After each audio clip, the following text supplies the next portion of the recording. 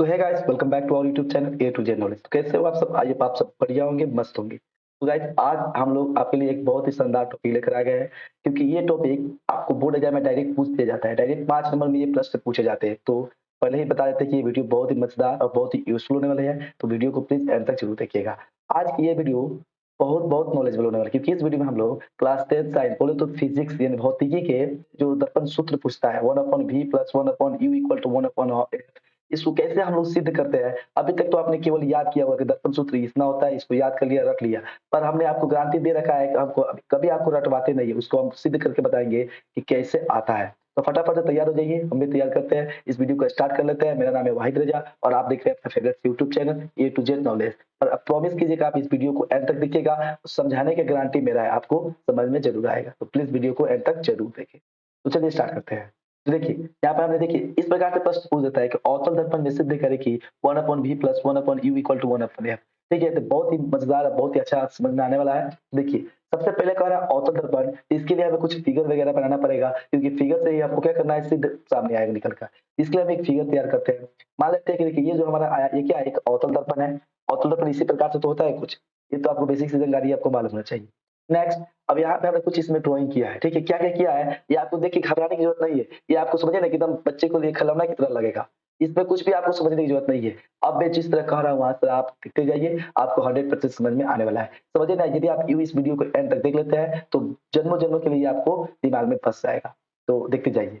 और यहाँ पे हमने एक छोटा सा प्यारा सा भाषा लिखा हुआ है। आप बोलेगा गुरुजी ये कौन सा छोटा सा भाषा, इतना बड़ा लिख दिया है, बोल रहे हैं छोटा सा है। ये इसमें कोई भी घबराने की बात नहीं है, ये एकदम बिल्कुल आसान है। जो चीज इसमें हुआ है, इसमें जो जो काम हम लोग किया है, वही यहाँ पे लिखा गया है। देखिए, आप पढ़ते हैं लाइन बाय लाइन लिखा गया है कि माना M1 M2 एक अवतल दर्पण है। तो सही बात है, M1 और M2, देखिए तो M1 M2 क्या एक अवतल दर्पण है। कहिएगा ओके, ठीक है। इसका ध्रुव P है। आपने बेसिक जानकारी थी, क्लास 9 में आपको बताया जाता है कि किसी दर्पण के जो यहाँ पे बिंदु होते हैं उसे हम क्या बोलते हैं, ध्रुव बोलते हैं। इसमें देखिए ध्रुव क्या है, P है, तो वही हमने लिखा है जिसका ध्रुव P है। तो लिखा है कि मुख्य फोकस F तथा वक्रता केंद्र C है। तो देखिए, मुख्य फोकस F और वक्रता केंद्र C है। तो इतना तो कोई भाई, इतना तो बता दीजिए, कोई बेसिक डिटेल है जो आपको 9th में ही पढ़ने होते हैं कि एक M1 M2 एक दर्पण है, जिसका ध्रुव P है, मुख्य फोकस F है, वक्रता केंद्र C है। ये तो आपको पहले से ही मालूम होता है। अब इसके आगे क्या बात होती है, यहाँ पे लिखते हैं, कह रहा है कि इसके मुख्य अक्ष से किसी बिंदु पर एक वस्तु ए बी रखी है। तो मुख्य अक्ष क्या हुआ, ये जो हमारा लाइन दिख रहा है पी एफ सी बी, ये वाला जो लाइन हमारा इस प्रकार से आ रहा है, यही तो हमारा मुख्य फोकस होता है, सॉरी मुख्य अक्ष होता है। तो बोल रहा है कि इस मुख्य अक्ष पर एक वस्तु ए बी रखी गई है। देखिए, तो ए बी रखा है कि नहीं, ये हमारा क्या है, एक वस्तु है। एक वस्तु ए बी रखी गई है, जिस तरह कर उस तरह हम करते जा रहे हैं। कर रहा है वस्तु के सिरे ए से मुख्य अक्ष के समांतर। देखिए, वस्तु का सिर ये हुआ, ए से मुख्य अक्ष के समांतर। देखिए, तो ये मुख्य अक्ष हुआ, ये हमारा मुख्य अक्ष हो रहा है। इसी के समांतर एक रेखा, एक आपतित किरण, इस रेखा को क्या बोलेंगे, आपतित किरण। जो दर्पण से टकराने से पहले जो किरण जाती है उसे हम लोग आपतित किरण करते हैं, और दर्पण से टकराने के बाद जो किरण आते हैं उसे हम लोग परावर्तित किरण कहते हैं। तो ये जो रेखा जा रही है दर्पण से टकराई नहीं है, तो क्या आपतित किरण, वही बोल रहा है। तो वस्तु के सिरे ए से मुख्य अक्ष के समांतर चलने वाली आपतित किरण ए है। देखिए, तो ए एन, ये जो है हमारी आपतित किरण चल रही है, क्या बोला कि दर्पण के बिंदु एन से टकराती है। ये हमारा दर्पण इसके बिंदु एन पे यहाँ पे आकर टकराए। देखिए, तो टकराया कि नहीं, एकदम टकराया है। उसके बाद क्या है, टकराई। परावर्तन के पश्चात यह किरण मुख्य एफ से होकर गुजरती है। तो एकदम सही बात है कि मुख्य अक्ष से समांतर कोई रेखा जाएगी तो दर्पण से टकराने के बाद कहाँ से फोकस से होकर गुजरती है। ये तो आपको 9th में ही बता दिया जाता है, ये आपको बेसिक डिटेल मालूम होना चाहिए। मुख्य अक्ष से समांतर कोई रेखा जाएगी तो क्या फोकस से होकर गुजरेगी। तो फोकस से होकर गुजरा है कि नहीं, देखिए तो यहाँ पर गुजरा है एकदम। नेक्स्ट क्या बोल दिया गया है कि दूसरी किरण एओ, एक और किरण क्या है, एओ। देखिए, तो यहाँ पे ए वाला जो किरण आ रहा है ना, यही तो एओ है। ये किरण क्या है, एओ है। एक दूसरी किरण एओ क्या बोल रहा है, वक्रता केंद्र से होकर जाती है। तो देखिए, तो यहाँ पे ये वाला हमारा सी क्या बना, वक्रता केंद्र। ये वक्रता केंद्र से होकर जा रही है कि नहीं, हाँ बिल्कुल बोलिएगा, हाँ एकदम जा रही है। तो वक्रता केंद्र से होकर जा रही है, वही लिखा के जाती है। और परावर्तन के बाद यहाँ पे आकर दर्पण पर टकराई तो परावर्तन हुआ। अब परावर्तन के बाद क्या हो रहा है, उसी मार्ग पर लौट आती है। तो देखिए, यहाँ से यह इस प्रकार से आई, परिवर्तन हुआ, फिर इसी पर लौट गई। वही तो लिखा है, परिवर्तन के बाद क्या हुआ, उसी पथ पर लौट आई। तो इतना बात तो आप जानते होंगे, ये आपने हंसते खेलते समझ लिया। कर इस प्रकार दर्पण द्वारा बनाया गया एबी का प्रतिबिंब। तो जब इतना काम हुआ तो जो एबी का प्रतिबिंब बना वो क्या बना, ए डैश बी डैश बना है। यहाँ पर ए डैश बी डैश जो ये वाला लाइन दिख रहा है, ये क्या है, एबी का प्रतिबिंब है। ये भी क्या है, वस्तु है, और ए डैश बी डैश जो ये लाइन दिख रहा है क्या है, इसका प्रतिबिंब है। तो आपको देखिए, 5 नंबर पाना है, 5 नंबर पाना इतना आसान नहीं होता है, कुछ तो मेहनत करना पड़ेगा। और हमने इतने अच्छे से आपको बताया थी, इतना भाषा तो बेसिक आपको लिखना ही पड़ेगा। यदि लिखते हैं इतना भाषा तो 5 में 5 पूरा मिलने का गारंटी है। अब हम इसका आगे इसका प्रमाण करेंगे, इसको सिद्ध करेंगे। तो आगे क्या करते हैं, नेक्स्ट पेज पर चलते हैं और बहुत ही अच्छे समझने का प्रयास करते हैं। तो नेक्स्ट पेज पर हम आ चुके हैं, फिर वही वाला चित्र हम क्या करते हैं, यहाँ पर ड्रॉ करते हैं। ठीक है, ओके। अब देखिए यहाँ पर जितना हमने समझाया था उतना जो चित्र बनाया तो वही चित्र सेम टू सेम यहाँ बनाया है। ये चित्र बनने के बाद यदि आप ध्यान दीजिए, कंसंट्रेट कीजिए, हम जब भी बोलते हैं कि इधर-उधर मत देखिए, यहाँ पे देखिए। जब भी ये चित्र बनता है यहाँ पे देख सकते हैं हम, ये हमको 3 त्रिभुज में बँटा है। क्या? तो पहला त्रिभुज हमारा ये, दूसरा ये, तीसरा ये। और इसके बाद देखिए एक और त्रिभुज है। क्या यहाँ पे भी त्रिभुज दिख रहा है? पर आप बोलिएगा गुरुजी ये कौन सा त्रिभुज है? इससे तो होता ही नहीं है, यहाँ पे एक लाइन होनी चाहिए थी। तो वही हम करेंगे। अब देखिए, यहाँ पे हमने बताने के लिए आपको देखा है कि ये हमारा 1 नंबर त्रिभुज है। ओके, यहाँ पे दिख रहा है आपको? हमारा क्या 1 नंबर त्रिभुज है और ये हमारा है 2 नंबर त्रिभुज, ये हमारा तीसरा त्रिभुज। और यहाँ पे त्रिभुज बनाने के लिए यहाँ से हम लाइन ही खींच लेंगे। तो यहाँ से हमने लाइन खींचे एनपी, जो यहाँ पे क्या एक चौथा त्रिभुज बन गया। ओके, तो ये पूरा 4 त्रिभुज में बटा हुआ है, पूरा खेल इसका 4 त्रिभुज में है। अब 4 त्रिभुज में हम 2-2 त्रिभुज को लेकर जाएंगे और पूरा मामला फिनिश कर देंगे। तो देखिए कौन-कौन 2 त्रिभुज पहले लेंगे। पहले तो हम एक त्रिभुज लेंगे ए, बी, सी यानी 1 नंबर त्रिभुज, दूसरा त्रिभुज लेंगे ए डैश, बी डैश, सी 2 नंबर त्रिभुज यानी 1 नंबर 2 नंबर को लेकर चलेंगे और क्या करेंगे कुछ मान लाएँगे।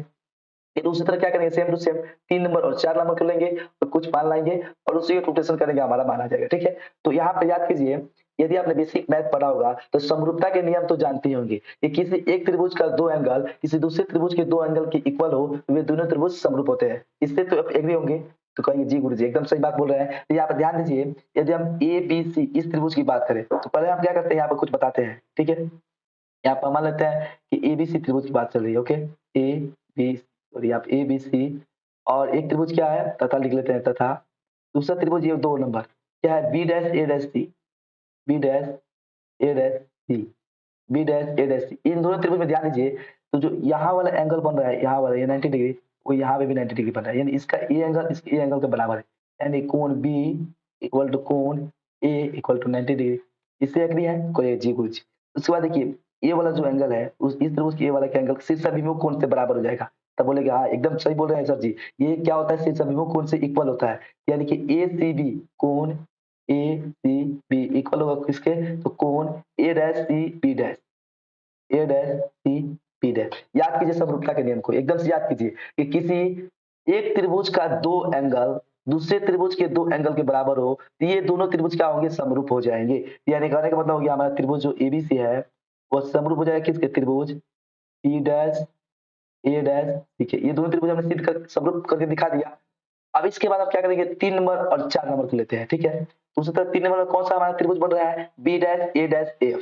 यहाँ पे लिखेंगे हम बी डैश ए डैश एफ तथा ठीक है ओके, ये अभी हम केवल रफ कर रहे हैं, ये हमारा आंसर नहीं हो रहा है। ठीक है, घबराने की कोई बात नहीं, केवल रफ करके आपको बता रहे हैं ये दोनों समरूप किस प्रकार से। अभी हम लोग इसका ओरिजिनल जो उत्तर है वो करेंगे। तो दूसरा त्रिभुज क्या लेंगे? हम ले लेंगे 4 नंबर। 4 नंबर कौन त्रिभुज बन रहा है? N P F. यहाँ पे लिखेंगे हम एन पी एफ। इन दोनों त्रिभुज में ध्यान दीजिए, तो इसका ये एंगल और इसका ये एंगल दोनों क्या होगा? 90 डिग्री होगा। यानी कहने का मतलब कोण ए डैश इक्वल होगा कोण किसके? ठीक है, कितने के? 90 डिग्री के इक्वल होगा। अब देखिए इसका फिर यह कोण और इसका ये कोण, ये दोनों सिस्टम विभव कुछ बराबर होगा। एकदम सही बात है, यानी कि A dash F B dash कोण A dash F B dash ये इक्वल होगा किसके? तो कोण एन सॉरी क्या N F P, N N F P ये दोनों सिस्टम विभव कोण से बराबर हो गया। अब फिर याद कीजिए कि इस त्रिभुज का 2 एंगल इस त्रिभुज के 2 एंगल के बराबर हुआ तो ए समरूपता से ये दोनों त्रिभुज क्या समरूप हो जाएंगे, यानी कि त्रिभुज बी डैश ए डैश एफ समरूप हो जाएंगे कि फिर त्रिभुज एन पी एफ के। तो यहाँ तक आपको बताइए क्लियर है कि नहीं? कोई तो दिक्कत नहीं होना चाहिए। ये दोनों त्रिभुज हमने बता दिया कैसे कैसे समरूप हुआ। अब क्या करते हैं हम ओरिजिनल काम करने चलते हैं, तो इसको हम क्या करते हैं फटाफट से मिटा लेते हैं और क्या करते हैं आप नेक्स्ट काम करते हैं। तो अभी अभी आपने सीखा है क्या? यहाँ पे प्रमाण लिख देते हैं। ओके, प्रमाण प्रमाण ठीक है ओके, यहाँ से हमारा सही काम होता है प्रमाण। अब देखिए अभी हमने सीखा है कि जो 1 नंबर ट्रायंगल और 2 नंबर ट्रायंगल ये दोनों आपस में क्या है? समरूप है।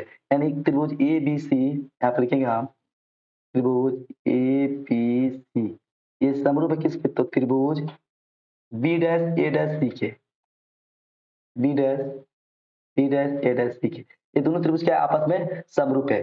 अब याद कीजिए समरूपता के गुण को, जब भी कोई 2 ट्रायंगल आपस में समरूप है तो उनकी जो भुजाएं होती है आपस में समानुपाती होती है। ठीक है, तो देखिए इसका जो इस त्रिभुज की बात करते हैं एबीसी की, इसका जो एबी भुजा है वह इस त्रिभुज के ए डैश बी डैश के बराबर होगा। यानी कहने का मतलब कुछ इस तरह से ए बी अपॉन में ए डैश बी डैश। ओके, ये किसके इक्वल होगा? तो देखिए इस त्रिभुज का जो बीसी है भुजा वह इस त्रिभुज की ए डैश सी डैश के बराबर होगा। इसका लंब इसके लंब के हो गया और इसका आधार इसके आधार के हो गया बराबर। यानी कहने का मतलब है बीसी जो है ना वो किसके बराबर होगा? ए डैश सी के। ये हुआ हमारा समीकरण 1। नेक्स्ट सेम काम हम इसमें अभी इन दोनों त्रिभुज में करने जा रहे हैं, इन दोनों त्रिभुज में। यानी कहने का मतलब फिर लिखेंगे हम फिर लिखेंगे हम ट्रायंगल कौन सा? तो हमारा ये ट्रायंगल बी डैश ए डैश एफ लिखेंगे हम बी डैश ए डैश एफ। ये किसके समरूप था? तो इस ट्रायंगल के एनपीएफ के, हमने बता रखा है आपको एनपीएफ। ये दोनों जब ट्रायंगल समरूप है तो इनकी ऊंचाई क्या होगी? तो आपस में समानुपाती होगी। यानी इसका लंब इसके लंब के बराबर, तो ए डैश बी डैश ए डैश बी डैश ये किसके होगा समानुपाती? थी एनपी के, एनपी के। ओके, अब आइए, अब यहाँ पे क्या करते हैं हम, इतना तो बराबर हो गया। अब ध्यान दीजिए, अब इसका आधार हमें मिल गया, इस त्रिभुज का आधार हमें मिला ए डैश एफ, तो लिखेंगे ए डैश एफ। और इस ट्रायंगल का आधार कौन मिलेगा? पी एफ, लिखेंगे हम यहाँ पर पी एफ। ठीक है, पी एफ हो गया। ओके, अब क्या करते हैं हम इसको उलट लेते हैं क्योंकि इसका काम पड़ेगा। तो एनपी को ऊपर कीजिए तो ए डैश नीचे आ जाएगा, इसको भी उलट देते तो ऊपर हो गया पी एफ, नीचे कितना आ गया? ए डैश एफ। ओके, इतना तो आप कर ही सकते हैं, इसको केवल हम उल्टे हैं, कुछ भारी बात नहीं कि इसमें केवल उल्टे हैं। इसको हम दो करते हैं। अब लिखेंगे हम यहाँ पर चित्र से आप ध्यान दे सकते हैं कि जो देखिए ये जो ए बी दिख रहा है आपको, ए बी वह एनपी के बराबर है। यदि आप गौर से देखिए तो जो ए बी दिख रहा है वह एनपी के बराबर, क्योंकि ये दोनों समांतर रेखा है तो यहाँ पे जितना लंबाई होगा उतना ही यहाँ होगा। यानी ए बी जो है एनपी के बराबर है, तो यहाँ पर लिख देंगे ए बी जो होगा वह किसके बराबर होगा? एनपी के बराबर होगा। ठीक है, इसको आप समीकरण 2 अभी यहाँ पे नहीं करते। ठीक है, इसको देखिए हम बताते हैं। इसको आप समीकरण 2 मत कीजिए। ठीक है, आइए यहाँ पे आइए, ये भी जो हो गया एनपी के बराबर हो गया। तो आप एक बात हमको बताइए, ये जो ए बी है एनपी के इक्वल है, तो क्या हम ए बी का मान, ए बी जहाँ पे है वहां पे एनपी रख सकते हैं? तो कहिए कि एकदम रख सकते हैं। तो क्या कीजिए आप, अरे यहाँ पे हम 2 माने थे ना, इसको 2 ही रहने देते हैं। ठीक है, ए बी जो है एनपी की इक्वल है, तो अब जहाँ पे हमको ए बी रहेगा वहां पे एनपी रख सकते हैं। इस समीकरण 1 पर ध्यान दीजिए, यहाँ पे ए बी है तो यहाँ पे एनपी रख सकते हैं।